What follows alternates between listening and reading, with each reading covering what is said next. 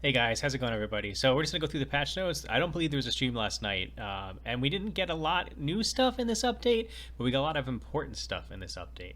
So we're gonna get into it, but we're gonna dub this the Valencia Part Two update because Valencia is being made great again, even better than before. So I think if Pearl Abyss did what they've been doing to Valencia across the rest of the map, the game would be like twice as good.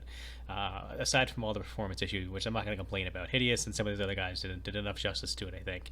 We're going to dive into it. So, season ending, and for those of you who might be new to season end, your first season or not really paid attention to what happens or never, made a season character before, when the season ends, we basically get all your time-filled Blackstones, Tuvala ore, and Tuvala related gear, except for your highest enhanced level. So if you've got like a Tet and a Pry Tuvala glove, the game's going to delete your Pry and keep your Tet. So the highest one gets saved and then converted into regular gear.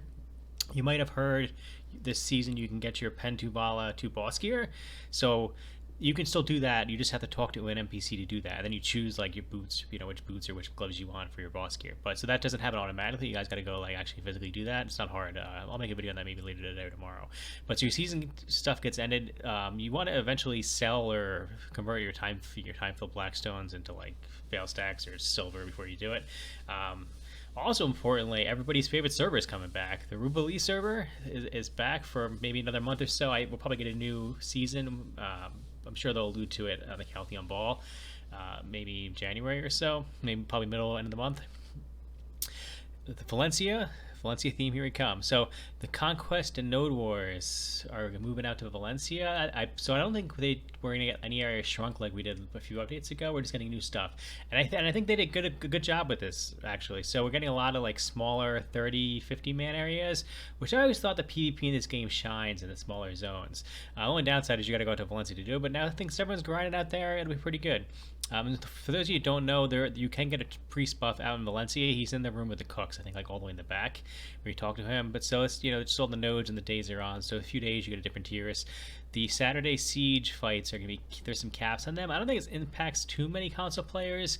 You might see like high-end evasion people who've got Caphras like in full evasion jewelry face that cap. Some shies out on the DP end. If you're like, we don't have accuracy accessories, so there might not be too many people pushing this limit, but maybe, you never know. Stabilization, hoping this helps. I will miss the nice water loading screen there. So as we get into other stuff, this is just word changes. The black magic crystals being added to Valencia is probably a game changer in terms of silver and in terms of the bottlenecks in the pen jewelry and pen gear event. And I think it lets them use BMCs for a future content. Like I personally think they'll probably give you like an extra pen jewelry quest every year, I guess, just to help with progression overall. So all these areas that had like very little drops, and even existing ones that had drops, got the rates buffed. And someone on PC who's been like testing them out a little bit told me that they might get like a little less than Centaurs, but like maybe like 8 to 10 an hour or something like that. But I'm gonna go test them out myself, and I'll let you guys know how these are over the coming week or so. Maybe not all the spots. Places I'll probably test out for you guys. Ackman, which always had good BMC thing, and I used to get like a few an hour, so I'm gonna test that one out. I'll test out Bandits. I never saw them drop there. And I'm going to test out Sulfur, I'll do Crescents, and Cadre. So personally, I think I'll like permanently, even after this, I'll probably be an Ackman, and I'll probably be Sulfur. Cadre is usually pretty crowded, and then I personally, my favorite spot right now is Fogans, because the aggregate is super low on Fogans, and now that was probably like 200 mil an hour, and you could almost last like an hour and a half, 2 hours there, and pull in maybe like 400 mil a day. Now that if they give you like anywhere near like 8 to 10 BMCs, or even like 5 plus on that, it's going to add 25 to 40 mil an hour on top of the 200 plus you were making. So you could probably with some classes easily pull in 500 mil in 2 hours. It's gonna be absolutely insane, guys. So that's probably the best spot. I've been hiding out there since the season started with the tamer that I'm absolutely garbage on, but I kill Fogans pretty good. I'm actually going to be probably moving around my archer now that I like to kill stuff with. This is very easy to do on a phone.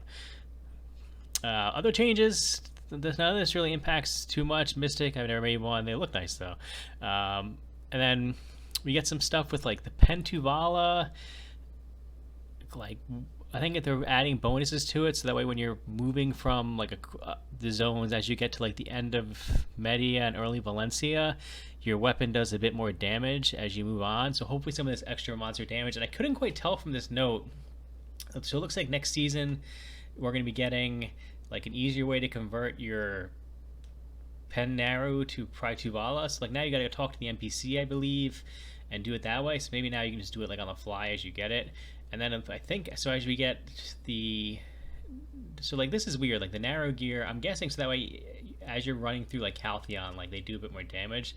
But to me it's like, freaking 14 monster AP. You just eat this, and PC has had the like cron meals for like 1 silver. So like you eat a cron meal, it's like 30 AP. Like I don't know why this is like complete, to me this is completely unnecessary. But maybe for new players who don't know, you can on PC you could buy a meal for 1 silver, or I think you even get some in the box from the season, don't you? Along with some droughts and stuff like that. To me, this seems like highly unnecessary that they did this. But anyway, it's there. Enough rant on that. It just seems like when they buff stuff for no meaning, it's kind of like so much in the game you could fix besides worrying about narrow gear. But anyway.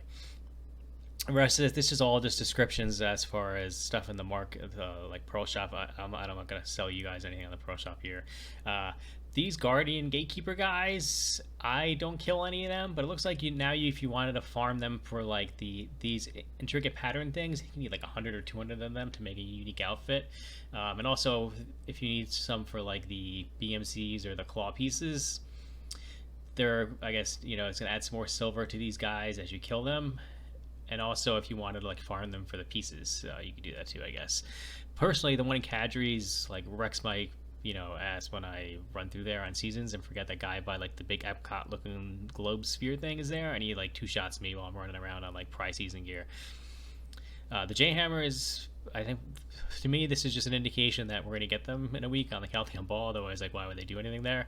The Ancient Spirit Desk, I think, is pretty good because it should help pick up the Caphras per hour in there a little bit. I always get 20 plus, which is why I liked it there until they buffed the rest of Valencia. Also, I don't see it in here, and I'll have to test it, and I'll let you know if it goes through. But on PC, they added in the 40 like Akhman Agris points. It got cut to 20 to make it like a more comparable to where I think Sulfur is like 12. So I think that might be in the game too. They just might not have told us in here because PC got it a week ago along with all the other changes. Some of the events, there's not that great events. I want Santa Cron to come back. To me, that was like the best event ever. The dude like flies around and drops stuff in the cities and everyone runs around and hunts for it. Like, come on. You gotta have Santa Claus. Maybe we'll get that on the next patch, but who knows. I know it became like a meme, but I personally like it. It's one of my favorite events. And also with the snow and stuff in the game, which I know lags, but hey. If we had it like 2 years ago, why not give it back? So you just log in, you get horse stuff. As long as these don't say event on them, like this you could sell for 2 mil, and these you could sell on the market, I believe, if you don't care about the Dream Horse stuff. These you can't sell, I believe, and they always hate on fishing. Like, I don't know what the deal is.